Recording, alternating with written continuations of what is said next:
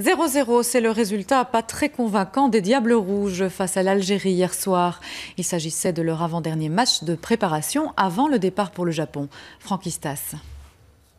Il n'y a pas grand-chose à dire sur la première mi-temps que les Diables ont prestée hier face à l'Algérie.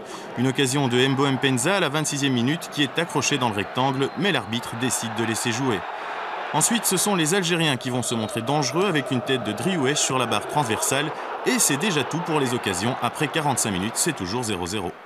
Nous sommes entrés dans le match vraiment sur la pointe des pieds. Et notre première mi-temps a été quelque part insuffisante si on veut approfondir.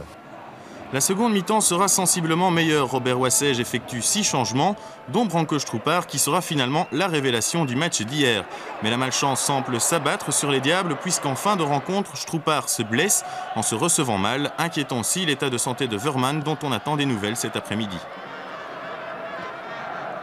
Oui, un peu inquiet parce que il a montré hier justement que c'est un joueur sur lequel on pouvait compter, même si c'est un garçon qui ne fait pas beaucoup de bruit. Il nous a confirmé tout le bien qu'on pense de lui. Bon, la preuve, puisqu'il est dans le groupe.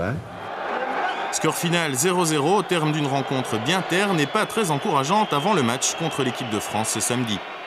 Que ça sera notre dernier match en Europe. Bon, que ça soit contre une des, si pas la meilleure équipe mondiale, c'est évidemment peut-être plus périlleux.